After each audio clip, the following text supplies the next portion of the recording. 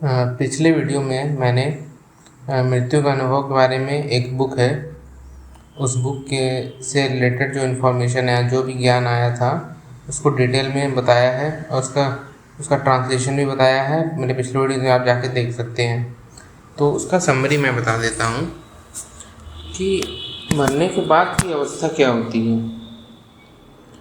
जैसे जब आप देखेंगे हमारे घर परिवार में अगर किसी की मृत्यु हो जाती है तो नॉर्मली क्या होता है ना कि हम सबको बहुत दुख होता है कि भाई वो हमें छोड़कर चला गया, कि वो अब मतलब इस संसार में नहीं रहा। हमारा मतलब लोगों का जनरली, लोग कितने भी धार्मिक हो, मैंने ऐसा ऑब्ज़र्व किया, लोगों का जनरली ऐसा मानना होता है ना कि भाई वो हमेशा के लिए हमें छोड़कर चला गया है। तो इस कारण से हमें बहुत दुख होता है कि भाई वो अभी तो था, फिर वो कहाँ गया, मतलब तो उसका इतना दुख होता है हमें कि वो 2-3 दिन तक तो वो दुख मतलब हमारे भीतर बहुत गहरा दुख होता है। जब जब भी किसी घर में मृत्यु होती है ना तो बहुत गहरा दुख होता है। तो उस दुख का कारण कहीं ना कहीं अज्ञानता है, मतलब कि हमारे पास जो सही ज्ञान है वो हमारे पास ना होने के कारण हमें दुख हो रहा है।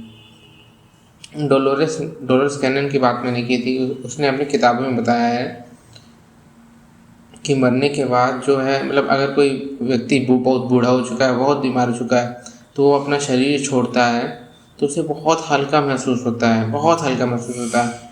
और वो अपने आसपास जब देखता है कि उसको उसको कोई देख नहीं पा रहा है, मतलब वो अपने आसपास अनुभव कर पाता है, वो इस जो जगत है, हमारा पृथ्वी, जो हमारे परिवारजन है, उनको देख पाता है अगर कोई मर गया है। तो उनको देख के वो ये सोचता है कि भाई ये लोग इतने रो क्यों रहे हैं, मैं तो बहुत खुश हो चुका हूँ। क्योंकि आत्मा, जब जीवात्मा शरीर छोड़ती है तो उसको बहुत सुखद अनुभव होता है, बहुत शांत हो जाती है, मतलब बहुत हल्की हो जाती है। जितने भी शरीर की पीड़ा है उससे मतलब बहुत आराम से उसको बहुत आराम मिलता है। शरीर छूटने से बहुत हल्कापन अनुभव होता है। तो वो उस प्रकाश को देखकर मतलब वो कन्फ्यूज हो जाती है कि भाई ये रो क्यों रहे हैं, भाई मैं तो इतनी खुश हो गई हूँ, मैं तो बहुत अच्छा हो गया हूँ, मतलब बहुत अच्छी अवस्था में पहुँच गया हूँ। कई बार कुछ आत्माओं को मतलब मतलब अपने परिवारजनों से बहुत अटैचमेंट होती है। जैसे इंडिया में, मतलब मैंने देखा है कि इंडिया में परिवार का अटैचमेंट बहुत ज़्यादा है। विदेशों में जबकि ऐसा नहीं देखने को मिलता, लेकिन विदेशों में भी थोड़ा बहुत चलता है। तो जब जीवात्मा शरीर छोड़ती है तो वो घर में ही रहना शुरू कर देती है कई बार। जिसको मतलब पंडित लोग पितृ बोलते हैं कि हमारे पितृ बन के हमारे घर में आते हैं। तो वो जब यहाँ आते हैं तो वो अपनी बात कहते हैं कि भाई मेरी बात सुनो, मेरी बात सुनो। तो हम लोग तो उनकी बात सुन नहीं सकते क्योंकि हमारे पास कोई आध्यात्मिक शक्ति नहीं है कि भाई हम मृतक आत्माओं से बात कर सकें।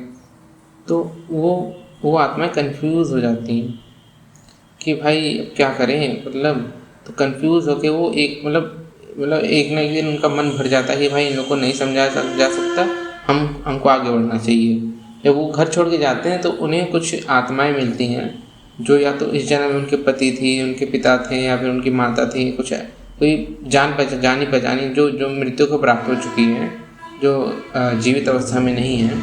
तो वो उन्हें लेने आती हैं कि आओ मेरे साथ, आओ हम थोड़ा सा सुखद अनुभव करते हैं, मतलब जैसे। और उसको बहुत हल्कापन दिखाया जाता है जब मतलब घर घर छोड़ के वो जाती है तो उसको बहुत हल्कापन दिखाया जाता है। वो अपने मतलब कोई अपने पति के साथ है, अपने पति के साथ जैसे पूरा मतलब किसी पहाड़ की ऊंचाई पर से पूरा मतलब अच्छे पूरा व्यू देखती हैं, बहुत अच्छा सुखद अनुभव लेती है। तो मरने के बाद जो है मतलब अधिकतर आत्माओं का, जैसे आत्माओं का लेवल बताया गया है, मतलब तो अधिकतर आत्माएं जनरल लेवल की होती हैं। तो जनरल लेवल की आत्माओं को अधिकतर सुखद ही अनुभव होते हैं अनटिल मतलब अगर उन्होंने कोई बहुत बुरा कर्म किया है तो उनकी अवस्था अलग होती है। लेकिन जो अच्छे कर्म करते हैं या फिर जो मतलब शांत, मतलब जो जनरली किसी का बहुत बुरा नहीं करते हैं, किसी का बहुत ज़्यादा मतलब वो किस अपना अपना पूरा जीवन सच्चाई पे जीते हैं, झूठ झूठ बोल के पैसा नहीं कमाते हैं, ठगते नहीं हैं, लूटते नहीं हैं, चोरी नहीं करते हैं। तो उनके साथ जो है मतलब जनरली ऐसा ही अनुभव होता है कि भाई वो जो है जब शरीर छोड़ती हैं तो उनको बहुत हल्कापन महसूस होता है। तो इसी ये जो पिछली वीडियो की बात है, और एक बात मुझे शेयर करनी थी कि हमें जब किसी परिवारजन की मृत्यु होती है ना, तो हमको दुख नहीं होना चाहिए जनरली, अगर कोई तो, क्योंकि लेकिन दुख इसलिए होता है क्योंकि हम कितना भी ज्ञान प्राप्त कर लें, कि अगर हम मतलब हमारा उसमें पूर्ण विश्वास नहीं है। जैसे मैं जो ज्ञान बता रहा हूँ, हो सकता है कि आपका पूरा विश्वास ही ना हो उसमें, कि ये जो बता रहा है ये गलत बता रहा है। तो लेकिन अगर आपका पूर्ण विश्वास हो जाता है तो आपको दुख नहीं होगा। अगर आप थोड़ा सा योगासन वगैरह करते हो या फिर कोई क्रिया करते हो, मतलब योग क्रियाएँ होती हैं, तो क्रिया करने के बाद आप देखोगे कि किसी की मृत्यु होती है तो आपको दुख नहीं होता है। और कुछ आत्माएं ऐसी होती हैं जिनको मृत्यु के बाद भले ही परिवारजन का बहुत ही क्लोज हो, मृत्यु के बाद उनको दुख नहीं होता है। मतलब उनको लगता है कि हाँ वो अपनी जगह पहुँच गया है, उनको अंदर से मतलब विश्वास होता है कि हाँ ये जो भी गया, जहाँ भी गया, सही जगह गया। तो हमें सबसे बड़ा दुख इसलिए होता है कि ये हमें छोड़ कर क्यों चला गया। मतलब अगर कोई परिवारजन रहता है तो उसको कहीं ना कहीं एक अटैचमेंट, एक मोह बंधन कह सकते हैं, कि मोह बंधन के कारण कि अगर कोई आपको मतलब जैसे अगर आप शादीशुदा जीवन में रहते हैं, मान लीजिए कोई पत्नी है, उसका पति उसे छोड़कर कहीं और चला गया है बिना बताए, तो पत्नी के ऊपर बहुत मतलब कष्ट बीतता है कि भाई ये मुझे बिना बताए कहाँ चला गया।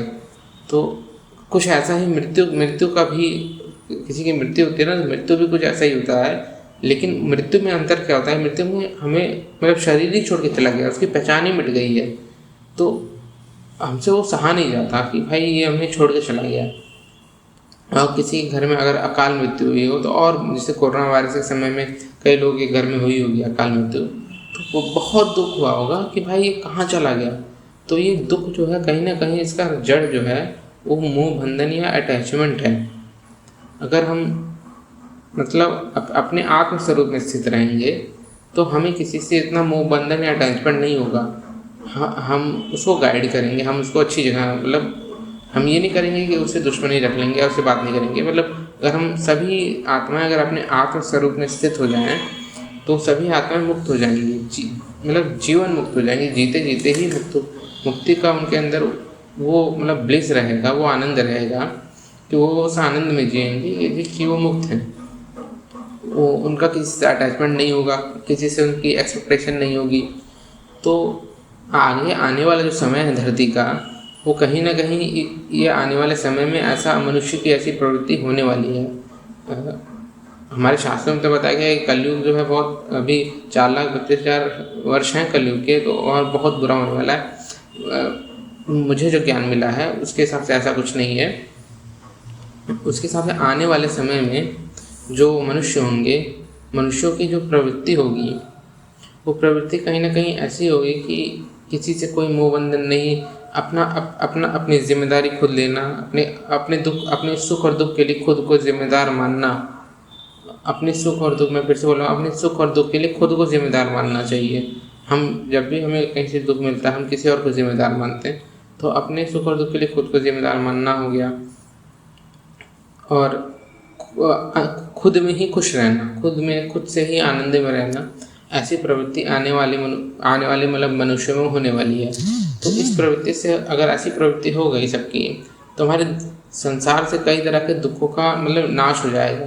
कई तरह के दुख तो इसी कारण होते हैं क्योंकि हमारा मोह बंधन होता है। तो हमने मतलब मरने के टॉपिक से स्टार्ट किया था, मोह बंधन के टॉपिक पे मैं पहुंच गया हूँ। तो आज के लिए इतना ही, कल अगली वीडियो में हाजिर होऊंगा। नमस्ते।